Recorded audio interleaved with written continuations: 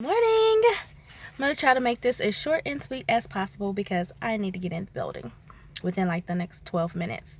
But anyway, got a text message. I woke up to a text message this morning from someone whose birthday was yesterday, and I had text last night just not just saying happy birthday, but also just speaking some things that were in my spirit in regards to this particular person, where they are in life, and the fact that God has not forgotten, God has not changed his mind, where you are is not who you are, those type of things. And so the response this morning was, yo, like that was right on time. And those responses are my normal. Like, I'm not being proud or like tooting my own horn, but the reality is that I hear really well. And I don't just hear in regards to my life. Sometimes I hear about other people more so than I hear from God about me. But anyways, when I do hear, I am faithful to deliver those messages. And so yeah, so that ends up being my normal. I get a lot of that was right on time. And I won't get into the background of, what that means or how it works and all that. Just know that I hear well, and people understand that once they get to know me. But that's not something that I walk around announcing, telling people, oh well, I hear the voice of God like really clearly, or I can tell you what's about to happen. I don't say that stuff.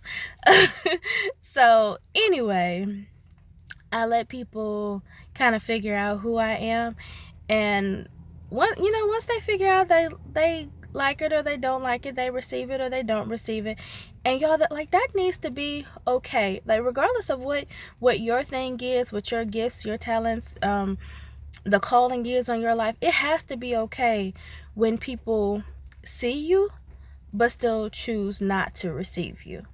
Case in point, I'm going to read you two passages of scripture. The first one we're going to go to is Matthew chapter 16, verses 13 through 17.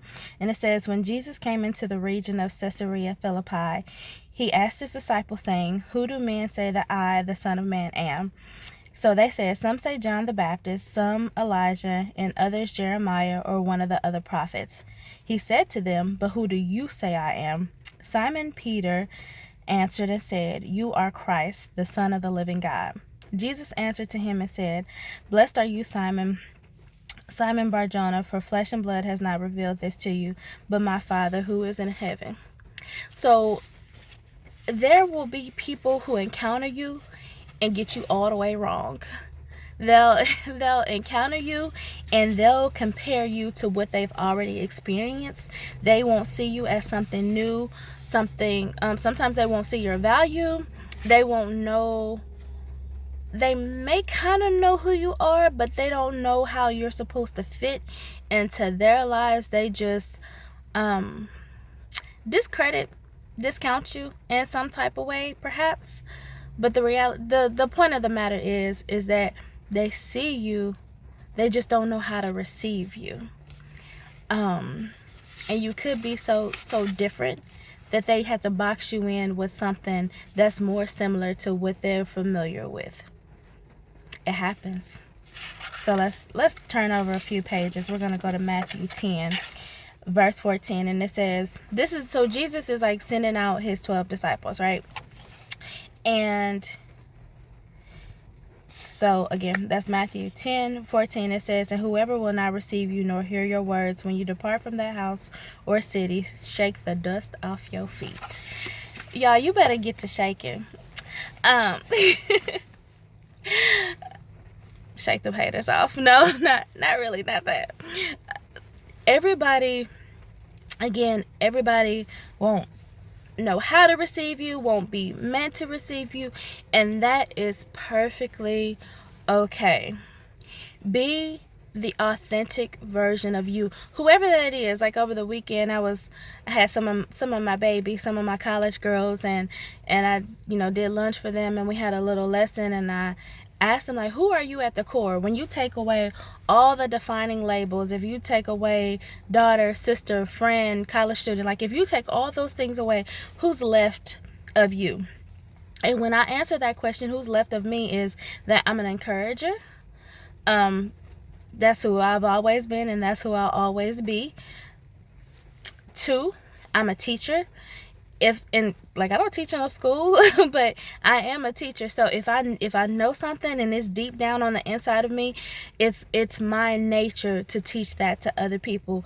And 3, I'm a communicator. Whether I'm writing, speaking, or talking to you with my facial expressions, I communicate. So like that's who I am. So when people aren't able to receive the core of you, the authentic you, the God preserved piece of you, shake the dust off your feet.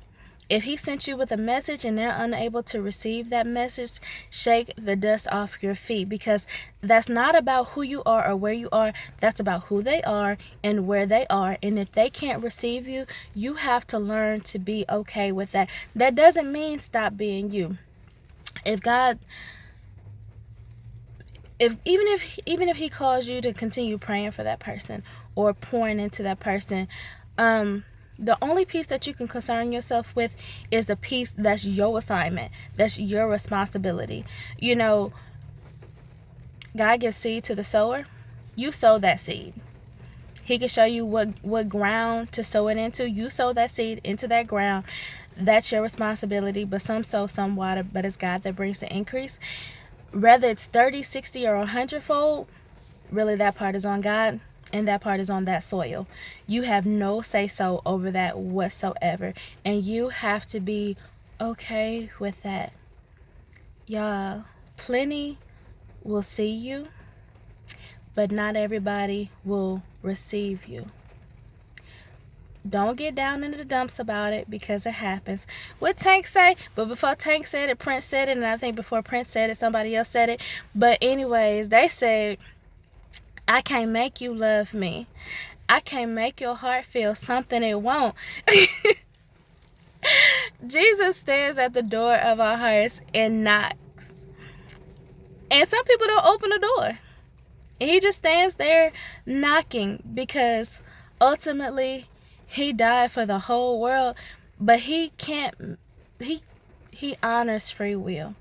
So he like, I'm not going to make you love me. I'm not going to make your heart feel something it won't.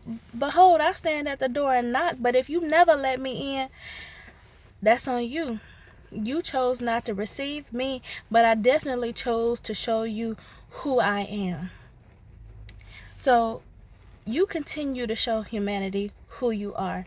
Continue to be the authentic you. But don't get hung up on them people that can't receive you.